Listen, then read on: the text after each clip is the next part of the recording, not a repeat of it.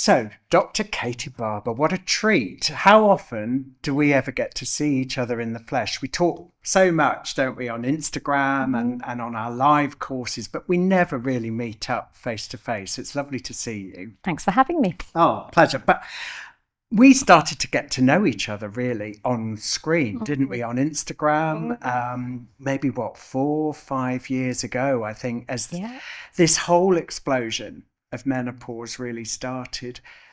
How have you observed what's happened over these last few years with this increase in dialogue about menopause?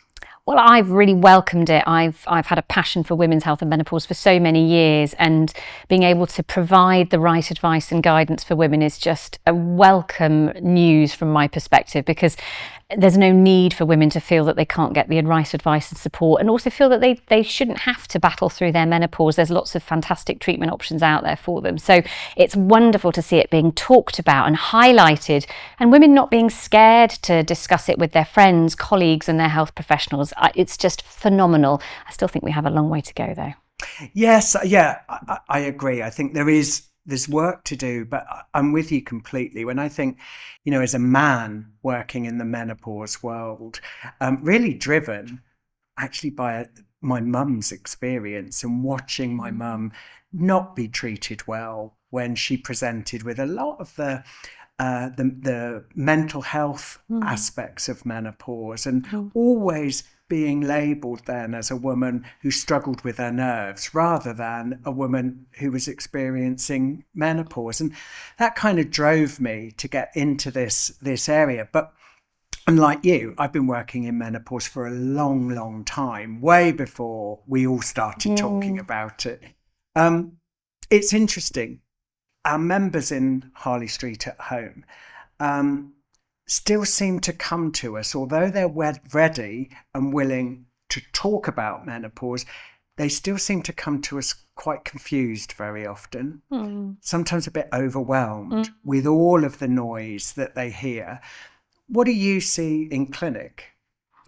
I see a lot of women not quite understanding what's available and maybe getting some mixed messages or confusion about what's safe, what's right. I think, if we go back 20, 30 years to the evidence-based and the safety of products like hormone replacement therapy, I think it scared a lot of women. And it's great that there's that social media presence and celebrities highlighting their own stories and encouraging women to going and ask for help. But often women are seeking advice from social media sites that perhaps don't give them the right evidence base and the correct information, and then they get confused and it can be difficult to really see the wood for the trees. So I think it's great that there's that empowerment of women to go and ask for help, but I think we just need to make sure that women have the right evidence-based information so that they can make safe, effective decisions about how to control their menopause symptoms and also improve their long-term health risks when it comes to sort of menopause and beyond. I couldn't agree with you more. It's why at Harley Street at Home we only work with menopause specialist doctors trained with the British Menopause Society. That is our red line. You don't see celebrities talking on Harley Street at Home. And, we want women to have that brilliant evidence base to make decisions about how they want to manage this phase of their life. And like you, I am so grateful to the celebrities that have helped raise the profile of menopause. But you're right. For me, that isn't the right person to go to ask for medical advice. I'd really like you to explain to me what you had to do to become a menopause specialist. This isn't like a weekend postal course you do, is it? Tell us the journey you went through. Have you got all day? Go on. No. So after my 6-year medical degree, I trained to be a GP, and I still work as a GP. And so that's pretty much seeing anyone from birth to death, men, women, children. That was 4 years of training after becoming a doctor. So 6 years of medical school, 4 years of training. And then I started my life as a GP, must have been in my late 20s at that point. But I'd had a real passion for women's health, and I undertook special modules in gynecology and women's health. I worked in a hospital as a junior doctor in gynecology for 6 months of my medical training, and that really ignited the passion for women's health. And not dissimilar to you, Nigel, with your story about your mum My mum had a menopause associated with breast cancer treatment, and having witnessed her go through difficult time and maybe not getting the support she wanted, it kind of fueled me to learn a little bit more. So I completed a variety of special diplomas in gynecology and women's health. And then I was really fortunate that my local tertiary hospital in Oxford had an opportunity for a GP working in the gynecology department. So that was about 2016. And I started working in menopause and urogynecology, which is a specialist area of gynecology specifically targeting women with prolapse issues, bladder problems, which often go hand in hand with menopause. So it worked out quite well.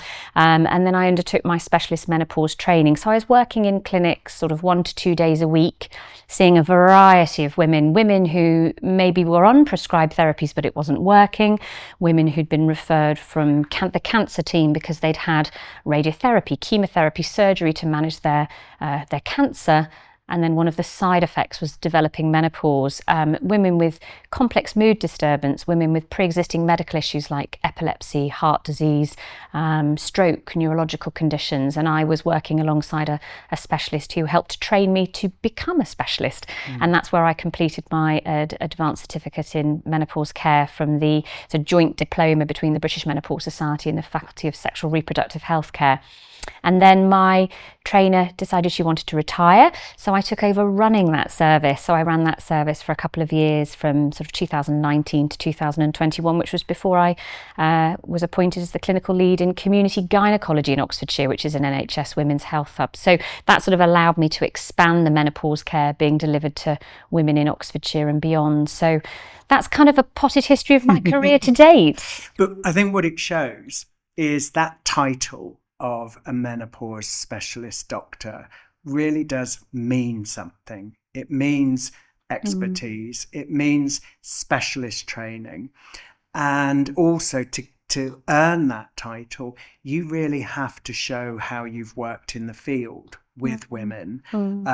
So, you know, I think it's essential that women understand where their information is coming from, because once you reach out for help, you've got to be able to trust that source. And that's again where I think, you know, we've sat in alignment since we first met to think it's all about women getting the correct advice from trained, qualified professionals, which is why we love working with you so much, to help with some of this overwhelm and some of this confusion. We've joined forces to put together a course, a really simple course, the Take Control of Your Menopause course. I don't know how you see it, but I always describe it. This is almost like your 101, your starter, when you're just really embarking on your journey and you want to get those facts to help you understand what's going on, what options you have to manage symptoms, but also what your part in your menopause is going to be. Do you see that this is something that almost fits very specific women, or is it something that's more general, do you think? I think this course is brilliant for everybody. It doesn't matter whether you're going through the menopause now, whether you feel you're out the other side, whether you just want some information about what options might be available. I think it's almost like a foundation, the building blocks to understand what's going on. So we cover lots of things, don't we? We cover what menopause is and treatment options and lots of different aspects of menopause and well-being and lifestyle. It's not just what a doctor can prescribe for somebody going through menopause. It's looking at the whole person and what's happening in their lives and optimizing those really important things behind the scenes other than the typical symptoms we experience in menopause. So I think it's a great foundation for anybody wanting to know more. Yeah, I totally agree. And I think if you're thinking about starting to have that conversation with your own GP, this is a really great way to bring your own knowledge and your own confidence up so that you can be part of the decision-making process. It's your menopause, isn't it? And your choices.